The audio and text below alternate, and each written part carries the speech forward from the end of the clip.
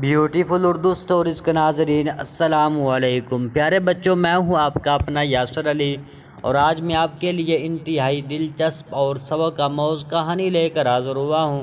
امید کرتا ہوں پیارے بچوں آپ کو یہ کہانی بہت اچھی لگے گی۔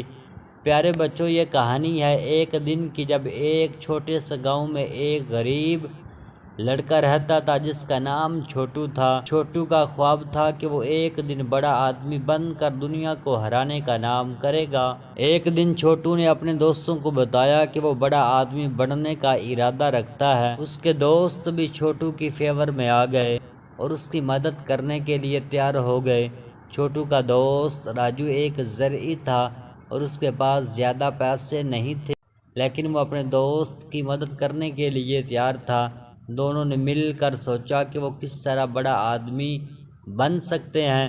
ایک دن راجو نے ایک کھیت میں کام کرتے وقت ایک جڑ کو دیکھا جس پر سونے کے گھاس کے پتے لگے ہوئے تھے۔ وہ جڑ بہت خوبصورت تھا اور راجو کو یہ سوچنے کو آیا کہ اگر وہ اس جڑ کو کاٹ کر اس کے پتوں سے کچھ بنا لے تو شاید وہ اس کے ذریعے پیسہ کما سکتا ہے۔ راجو نے اس سونے کے گھاس کی جڑ کو کاٹ لیا اور اس کے پتوں سے لباس بنانے لگا۔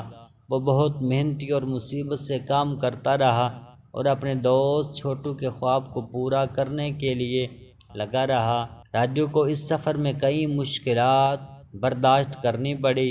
وہ کبھی کبھی مایوسی سے گزرا، لیکن چھوٹو کی حمایت اور اس کا ساتھ دینا اسے ہمیشہ اچھا لگتا تھا۔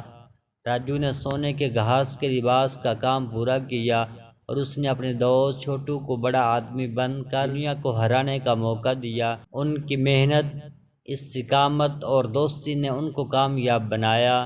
تو پیارے بچوں، یہ کہانی ہمیں یہ سبق سکھاتی ہے کہ اگر ہم محنت کریں اور دوستوں کی مدد کریں تو ہم کچھ بھی حاصل کر سکتے ہیں۔ امید کرتا ہوں پیارے بچوں آپ اس بات پر عمل کریں گے۔ ملتے ہیں نیکسٹ ویڈیو میں، تب تک کے لیے